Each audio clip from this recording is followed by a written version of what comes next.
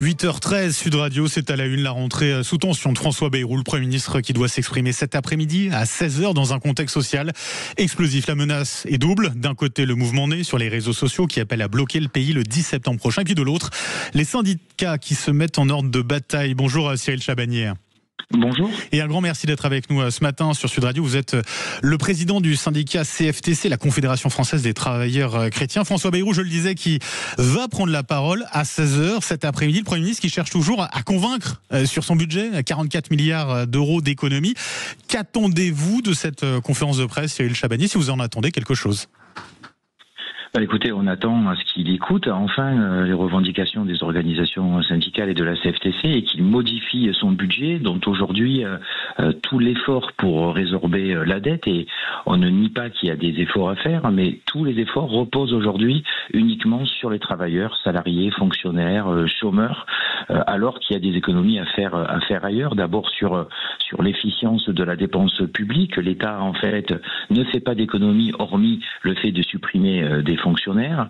Il y a aussi 211 milliards d'aides publiques accordées aux entreprises dont rien n'est évalué et dont plus de la moitié, un rapport du Sénat démontre qu'on ne connaît pas vraiment le fondement de ces aides ni l'efficacité de ces aides. Donc il y a des milliards là à récupérer et on ne peut pas construire un budget où uniquement les efforts reposent sur les travailleurs. Et puis évidemment aussi la suppression des 2 jours fériés, parce que pour la CFTC, le combat principal, c'est pas de faire travailler plus les gens qui travaillent déjà, mais c'est de faire travailler beaucoup plus les jeunes et les seniors, ces 2 bouts de la pyramide des âges pour lesquels on a un taux d'activité qui est bien inférieur à nos voisins européens. C'est-à-dire que pour vous, la suppression des 2 jours fériés, c'est hors de question pour la CFTC, ouais. Oui, c'est hors de question parce qu'encore une fois, la productivité des travailleurs français est à peu près équivalente à celle de nos voisins européens et donc l'enjeu, il n'est pas là. On a un enjeu important sur le taux d'activité, je viens de vous le dire, c'est les jeunes, les moins de 25 ans et les plus de 55 ans où notre pays a 10 points de retard en taux d'activité par rapport à nos voisins européens. Donc on veut bien se mettre autour de la table pour travailler au fait de pouvoir améliorer ce taux d'activité pour les jeunes et pour les seniors. Là, il y a un véritable chantier à ouvrir ensemble, mais pas de faire travailler plus. Alors ça sera un chantier déjà sur le moyen ou le long terme. Là, on parle d'économie à faire d'urgence, Cyril Chabagnier. Oui, mais sur les économies d'urgence, encore une fois, nous avons 211 milliards d'aides aux entreprises qui bénéficient d'ailleurs principalement aux très grosses entreprises. Un rapport du Sénat nous montre que ça représente plus de 800 aides différentes. Et il n'y a aucune évaluation sur l'efficacité de ces aides. Je pense que si on récupérait entre 10 et 15 milliards sur les 211, ça serait pas un gros souci pour les entreprises qui garderaient environ 200 millions d'aides publiques et c'est déjà plus d'un tiers environ de l'effort à faire qui serait effectué. L'État aussi ne fait pas d'évaluation. On sait bien tous que l'efficience de la dépense publique n'est pas au rendez-vous. Donc on peut faire des efforts, il y a des économies à faire, mais il faut qu'ils soient justes et équilibrés. Il faut que tout le monde participe. Et aujourd'hui, ça repose uniquement sur les travailleurs et c'est ça qui n'est pas acceptable. C'est ce que vous direz demain au Premier ministre François Bayrou qui vous recevra. Vous serez le second syndicat reçu par le Premier ministre après FO. Vous y allez dans un état d'esprit positif ?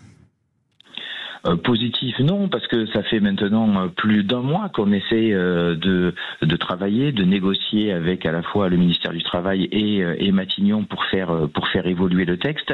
Et au jour d'aujourd'hui, après 1 mois de négociation, il n'y a rien qui a encore évolué. Donc j'attends, on n'est jamais à l'abri d'une bonne surprise de cet après-midi dans la conférence de presse, mais j'y crois pas trop vu les derniers échos que j'ai eus. Donc j'irai là-bas le rencontrer avec une forme de colère et dire que s'il n'y a pas d'évolution, nous avons une intersyndicale le 1er septembre et il y aura, je pense, des mobilisations s'il n'y a pas d'évolution du budget. Alors en attendant, c'est cette concertation pour vous demain avec le Premier ministre et l'intersyndicale qui se déroulera le 1er septembre. On a une mobilisation qui a déjà été lancée, un appel à bloquer tout le pays, mouvement qui est né sur les réseaux sociaux. La mobilisation est soutenue par la gauche, en tout cas la France Insoumise, les communistes et les écologistes. Le PS appelle à accompagner le mouvement. C'est quoi la position de la CFTC sur cet appel à bloquer le pays le 10 septembre prochain ?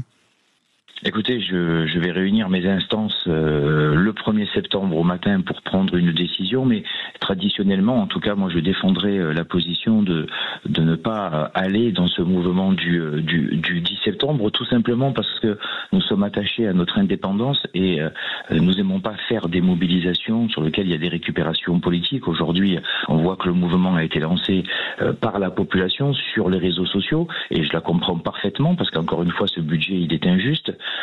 Mais on essaye toujours de faire une mobilisation qui soit uniquement syndicale, garder notre indépendance et ne pas rejoindre un mouvement qui a été aujourd'hui préempté par toute une partie de partis politiques.